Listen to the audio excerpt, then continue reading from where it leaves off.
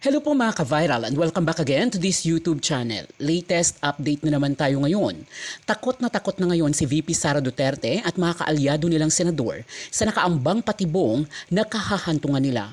Matutuloy na umano ang impeachment laban kay VP Sara Duterte lalo na at madali lang itong makakuha ng 105 o 1/3 na boto mula sa mga mambabatas sa plenaryo na ayon kay Representative Benny Abante ay mahihirapan na umano si Sara Duterte na malulusutan ito.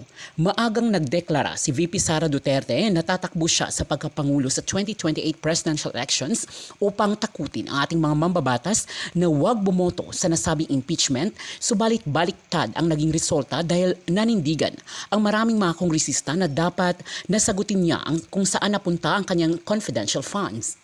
Mabibigat ang mga kaso na kinakaharap ni Sara Duterte na napapaloob sa articles of impeachment, mga kasong bribery, graft, malversation, grave threat at iba pa. Kahapon ay naging matagumpay ang pagdinig sa confirmation of charges hearing ng ICC laban kay FPRRD hinggil sa mga kaso nito noong war on drugs at AJK. Ipresenta ng ICC prosecutors ang mga kasong isinampa laban sa dating Pangulo at binigyan ng pagkakataon ng mga abogado ng mga biktima at abogado ni FPRRD na si Attorney Kaufman upang magbigay ng defense brief statement sa courtroom. Subalit hindi dumalo si dating Pangulong Duterte dahil pinayagan naman siya ng ICC na ang mga abogado lamang nito ang dadalo sa pagdinig. Nandun din sa The Hague, the Netherlands ang ilang mga kaanak ng mga biktima ng kampanya kontra droga upang magbigay ng kanilang mga testimonya. Kumpiyansa ang mga kaanak ng mga biktima na magtatagumpay sila na i-convict ang dating Pangulo lalo na at matitibay ang mga ebidensya laban sa kanya. Samantala, ang abogado naman ng dating Pangulo na si Attorney Kaufman ay humiling sa ICC na ipawalang sala ang dating Pangulo at ibalik ito sa Pilipinas dahil inaantay na ito ng kanyang mga kapamilya at taga-suporta. Sa ad ni Kaufman ay group effort umano ito ng administrasyon at ng kaalyado ng administrasyong ngayon na ipadala si FPRRD sa ICC na sinagot naman ang Malacanang na isang napakalinaw na paglilihis ni Kaufman na direktahin na sagutin ang mga kaso ni FPRRD sa ICC at parang pamumulitika ang sinasabi nito. Sa kaugnay na balita ay minamadali na rin sa ngayon ng ICC ang pag-aresto ng iba pang mga co-perpetrators ni FPRRD kabilang na si Senator Bato de la Rosa at Senator Bongo na hindi na rin mapalagay sa ngayon dahil sa nakaambang pagdakip sa kanya ng ICC lalo na. At ayon sa palasyo ay hindi nila hahadlangan ng Interpol kung mag-aaresto sila. Wala nang aasahan sila sa Senado na poprotektahan sila dahil limited lamang ang power ng Senado. Tanging ang Supreme Court na lamang ang makapagpapigil dito. Subalit walang aksyon dito ang Korte Suprema. Sina Senator Villanueva, Senator Jinggoy at Escudero naman ay nag-aantay na lamang ng desisyon ng Sandigan Bayan hinggil sa mga kaso nila sa flood control scam. Subalit may bali-balita na babaliktad na umano sila at lilipat bakod na dahil hindi nila kaya ang mga kaso nila. Kaya ilalaglag na umano nila si Sara Duterte na kanilang idolo. Si Marcoleta naman ay maliban na meron itong kaso sa COMELEC ay matindi ang natamo nitong backlash dahil sa naging pahayag nito na tila kumakampi pa sa China hinggil sa agawan ng bansa at China sa ating West Philippine Sea. Oh. Anyway, Nald, dito sa sa parte ng Duterte, itong ngayon in-interview si Sara Duterte ng na sa SMNI habang nangyayari yung kay PBBM at Leni Robredo. Si Sara, sabi niya may napili na daw siyang vice, mga 1 year ago pa. Naano mo pa yun? Ang sabi niya, may napili na siya, ayaw niya pa raw i-announce. Pero itong vice president niya raw, ang magiging trabaho, pag naging president siya at manalo rin itong vice niya, siya raw ay concentrate siya sa governance. Itong kanyang vice ang maghahabol doon sa mga may krimen sa bayan na dapat managot. Parang yung revenge. Meron na po ba kayong napupuso ang vice president?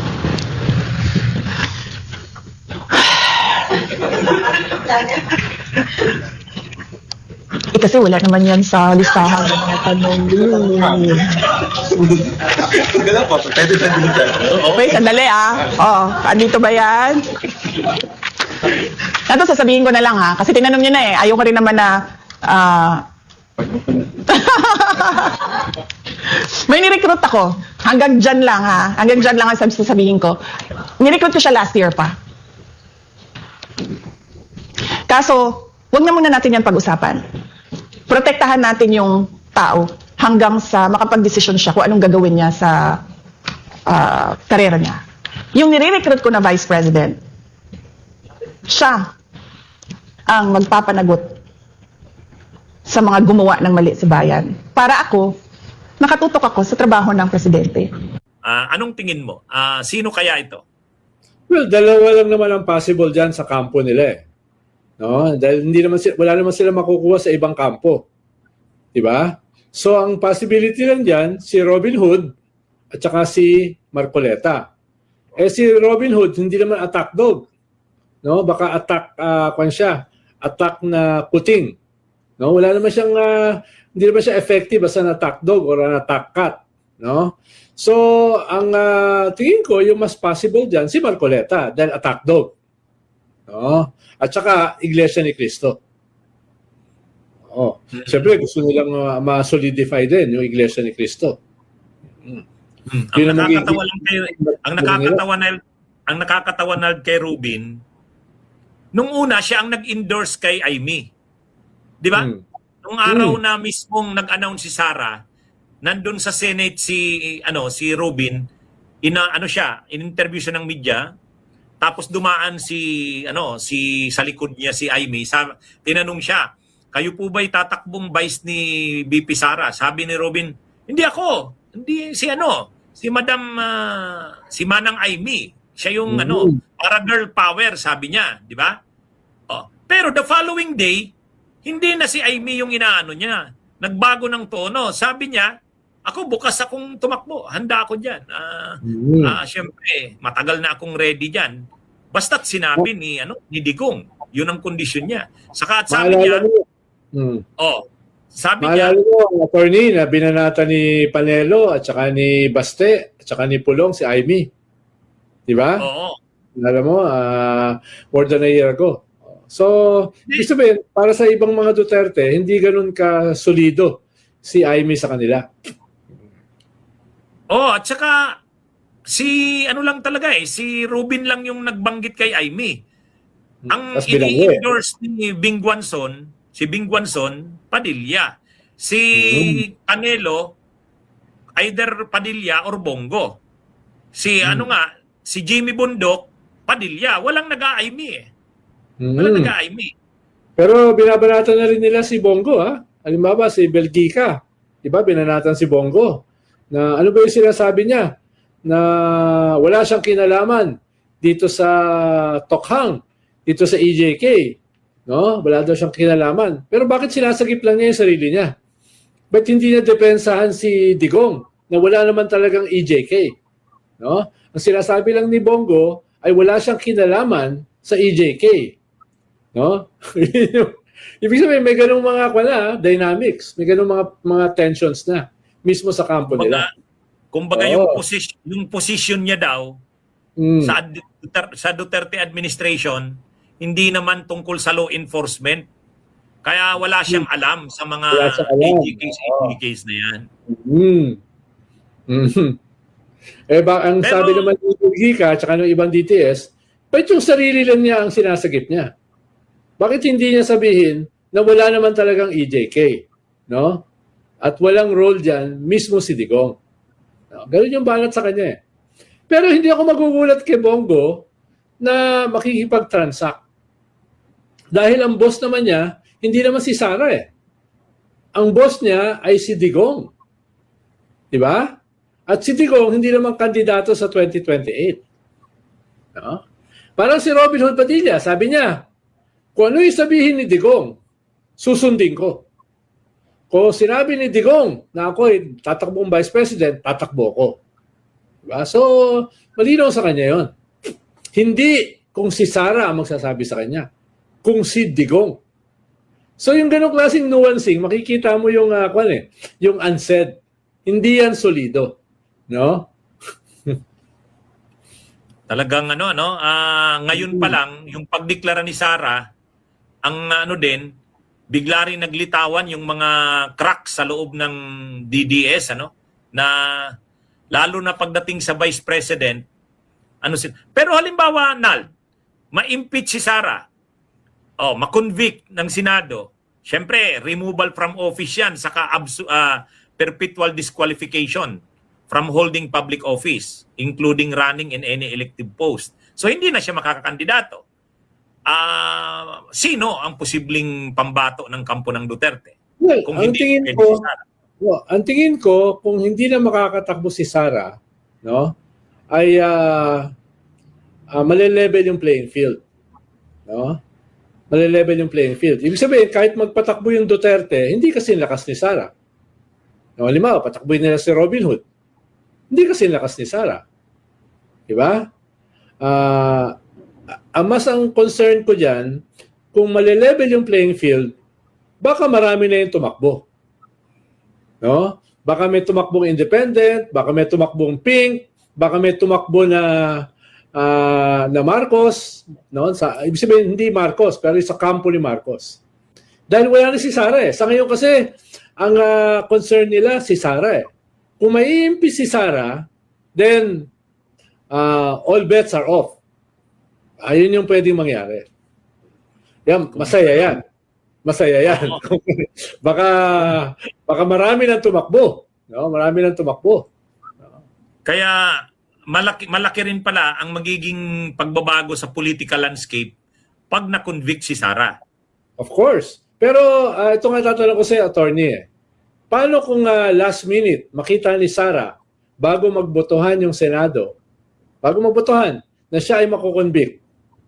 At Mag-resign. pwede ba siyang mag-resign? Halimbawa, 11th hour. No, yung magbobotohan, no? Bago magbotohan, mag-resign siya. Pwede ba 'yon?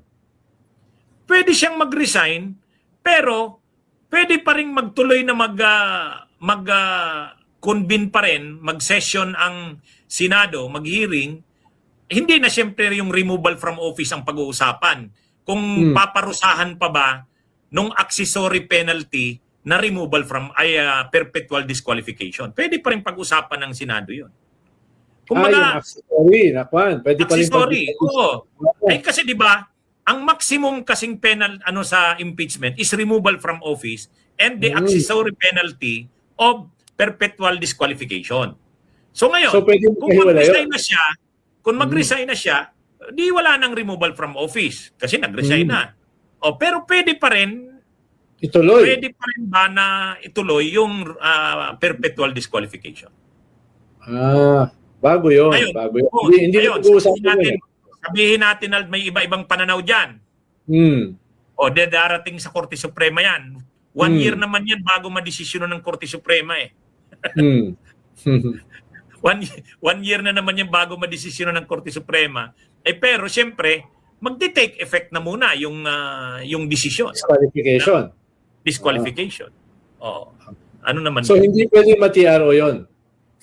Hindi. Sa tingin. Pag mga ganyan, Nald, pag mga bagay kasi na talaga, exclusive ang mga powers, bihirang mag-TRO dyan ang Korte Suprema.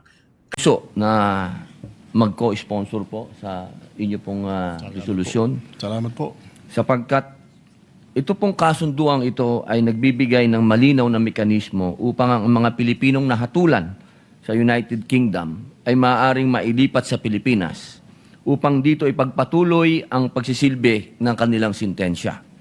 Binabati ko po ang kabuuan ng Senate Committee on Foreign Relations sa pamumuno ni Senador Erwin Tulfo sa masusing pag-aaral at pagsusuri ng kasunduang ito. Naniniwala po ang inyong lingkod na higit sa isang diplomatikong kasunduan, ito ay isang makataong hakbang sapagkat napakahirap po na mabilanggo sa isang malayong lugar. Dito nga lang po sa Pilipinas, nakikita po natin yung mga kababayan natin ng mga tawid dagat na hirap na hindi nakikita ang kanilang mga kamag-anak. Lalo na po sa ibang lugar, sa malayong lugar at sa ibang bansa.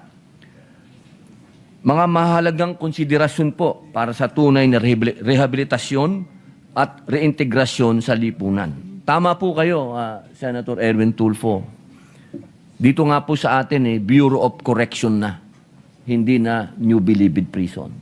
Ang atin pong isinusulong ay ang pagbabago ng tao.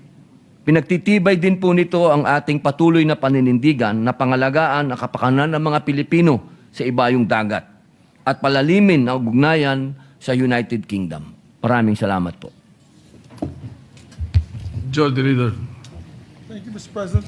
Mr. President, to allow our colleagues to study the measure, move to suspend consideration of the same. Any objection? Hearing none, consideration is suspended. Mr. President, I move that we consider Senate Bill number 8094 under Committee Report number 31. I so move, Mr. President. Any objection? Hearing none, consideration of the measure is in order. The Secretary will read the title of the measure.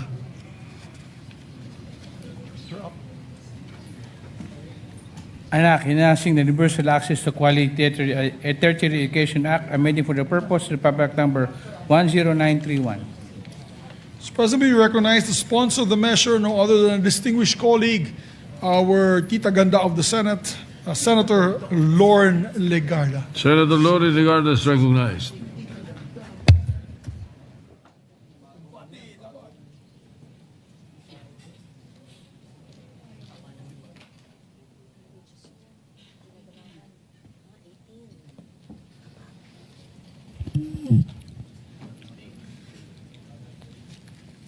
Mr. President, esteemed colleagues, it is my distinct privilege to sponsor Senate Bill number 1894, a measure that strengthens Republic Act number 10931, otherwise known as the Universal Access to Quality Tertiary Education Act. We are a nation that tells its children ang edukasyon ang pinakadakilang daan tungo sa pagka-pantay-pantay. When we enacted this landmark law in 2017, we believed with full conviction that we were building the most consequential social investment of our generation. We were reaching into the lives of the most disadvantaged Filipino families and telling them, kaya ninyo, hindi kayo nag-iisa. Kaagapay ninyo ang pamahalaan. The tertiary education subsidy was meant to be our instrument of that promise. It was designed to prioritize the academically capable children of the poorest of the poor. Children for whom a college degree is not a matter of preference, but a doorway out of poverty and into dignity for their families, for the generations that follow. We meant it then, and we mean it now. Yet meaning something is not the same as delivering it. Our extensive assessments through the Second Congressional Commission on Education, EDCOM2, reveal that the reality on the ground has strayed far from the spirit of the law. In 2018, 74% of TESS grantees came from the 4Ps and listahanan, the poorest households the law was built for. By 2022, that figure had collapsed to just 30%. In contrast, the share of grantees classified as PNSL, those studying in private institutions in areas with no state or local university, rose dramatically from 26% in 2018 to 69% in 2022. This systemic barrier is most evident in the recent graduation data. In 2024, 384,388 students from 4Ps households completed senior high school.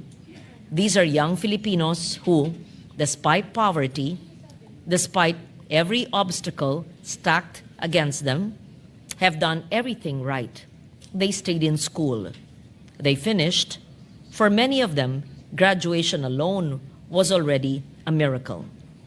Yet out of this number, only 4,746, or 1%, were able to access the tests as first-year college beneficiaries that same year.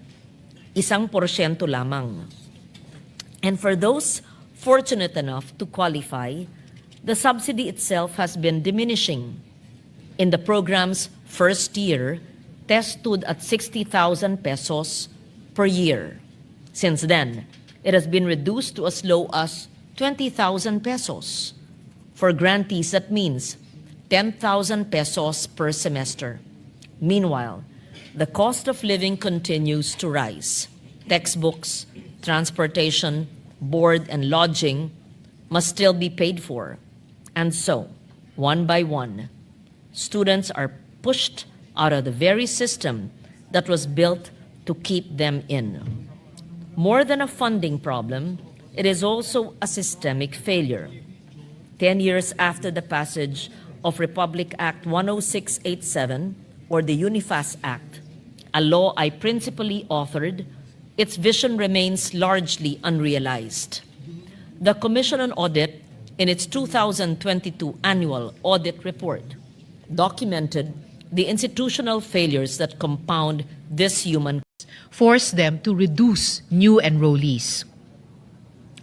I hope the good sponsor will agree that we must secure full funding and continue investing in our youth. Access to education is a fundamental right, and it is within the spirit of this law to ensure that every Filipino has a fair opportunity to pursue higher education. Mr. President, this measure is truly transformative in expanding access to higher education, especially with the necessary reforms to strengthen its implementation. I urge my colleagues to support this proposal. These reforms are essential to ensure that more students benefit from free higher education and that no one is left behind because of delayed subsidies. I commend the good sponsor for her determination in advancing this measure to promote accountability, transparency, and efficiency. For these reasons, Mr. President, I manifest my co-sponsorship of this measure. Marami pong salamat. Thank you, Senator Risa Ontiveros, Majority Leader.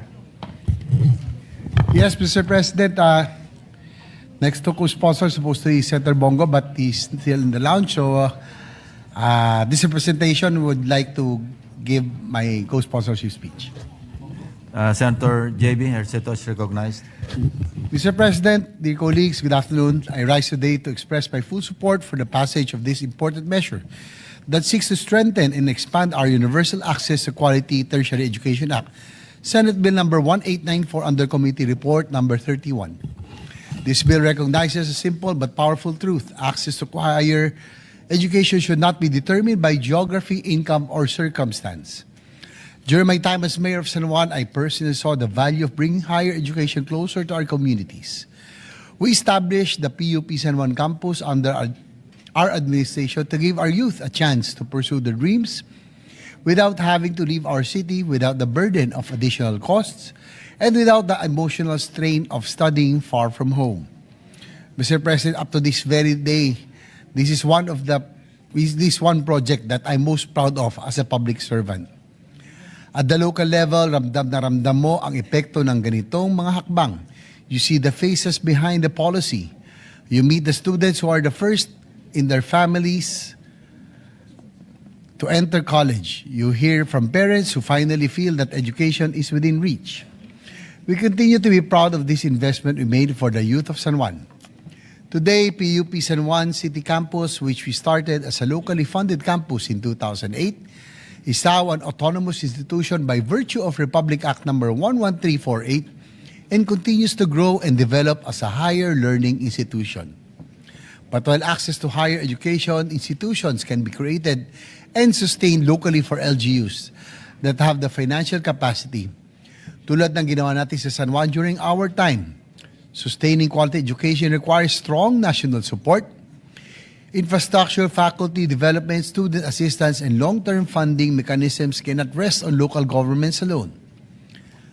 Achieving meaningful progress in this endeavor requires a strong and committed partnership between national policymaking and effective local implementation. This is why this measure is both timely and necessary. We commend the Chair of the Committee on Higher Education along with our fellow education champions in this chamber for strengthening this measure and making it truly inclusive by broadening the definition of learners from disadvantaged backgrounds. This expansion now recognizes those who face systematic barriers brought about by socioeconomic status, background, disability, and other personal circumstances. Ngayon, sinisiguro po ng panukalang ito na mas maraming kabataan na mabibigyan ng oportunidad upang makamit ang kanilang mga pangarap. Sa pamamagitan ng panukalang batas na ito, higit pang palalawakin ang saklaw ng Tertiary Education Subsidy o TES allowance. Layunin na tintiyakin na ang mga estudyante ay makapag-focus sa kanilang pag-aaral at hindi mabahala sa paghahanap ng pondo para sa iba pang gastusin na dapat sana'y hindi hadlang sa kanilang edukasyon. By strengthening the tertiary education subsidy and refining its target and delivery, we ensure that assistance reaches those who need it most, including learners from disadvantaged backgrounds and underserved areas. In closing, Mr. President, this measure is more than reforming and enhancing our education system. It is an investment in the dreams and dignity of our young people. Kung tunay nating hangad na gawing mas pantay ang laban ng kabataan Pilipino sa mga hamon ng buhay, nararapat lamang na tiyakin natin na ang akses sa dekalidad na edukasyon ay hindi pribileyo kundi karapatan, bukas sa lahat, at may sapat na suporta at matatag na pamumuhunan para mula sa pamahalaan. I therefore express my full support for the passage of this measure para po sa ating kabataan, para sa kinabukasan at para sa bayan. Maraming salamat po. Thank you, Senator JB. Majority Leader. Yes, Mr. President, next to co-sponsor the measure is Senator Bongo. I move that he be recognized. Is there an objection? Hearing none, Senator Bongo is recognized. Mr. President, I rise today to express my full support and to co-sponsor Senate Bill 1894, a measure that seeks to amend Republic Act number 10931 or the Universal Access to Quality Tertiary Education Act. As one of the authors, the core intention of this bill is very clear to ensure that the tertiary education subsidy or TES allocation is granted to those students who are truly in need. Simula po nang nalagdaan po ito ni former President Rodrigo Duterte, ang Republic Act number 10931, noong 2017, naging libre po ang tuition sa ating mga state universities and colleges. Naging malaking hakbang ito tungo sa pantay na oportunidad at mas magandang kinabukasan para sa kabataang Pilipino. Milyon-milyong kabataan na po ang nag-benefit mula rito at inaasahan natin na mas marami pang matutulungan by expanding the capacity of schools. Ito po yung nag-file rin po ako ng bill na expanded free tertiary education. The passage of this law was not easy, Mr. President. Ito po yung 17th Congress. We thank the champions of this measure in the 17th Congress who made it possible, no? Including principal sponsor, Senator Bam Aquino, at mga miyembro po ng 17th Congress. Karamihan ay nandito naman po ngayon, including SP Soto, Senator Lacson, Senator Loren Legarda, Senator Mig Subiri. Salamat po sa pagpasa nito noong 17th Congress. But hindi po naging madali ang pagpasa ng batas na ito. During cabinet deliberations, there were concerns from economic managers about its fiscal impact. But we stood firm in our belief that free education is an investment in our nation's future.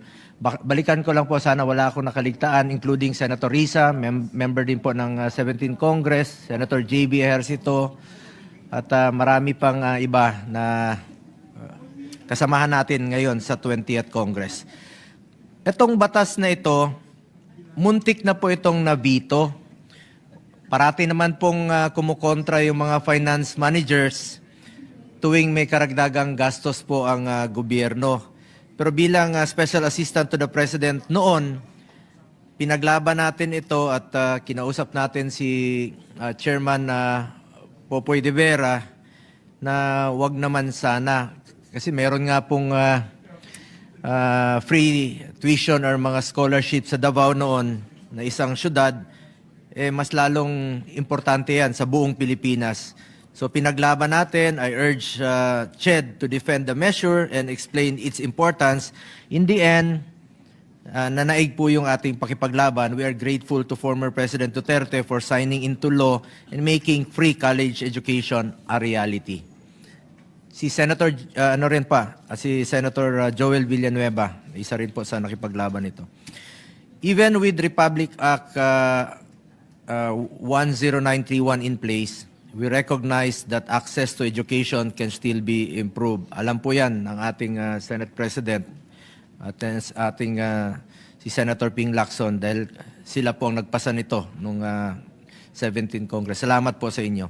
For many Filipino families, especially those living paycheck to paycheck, ang allowance pa rin ang pinakamabigat na pasanin. By strengthening the targeting and prioritization mechanism of tests, this measure ensures that government resources go to the right beneficiaries, the indigent, the marginalized, and the financially struggling students who would otherwise be forced to stop schooling. Under the bill, indigent students shall automatically qualify as test beneficiaries upon admission to any higher education institution. Hindi kailangang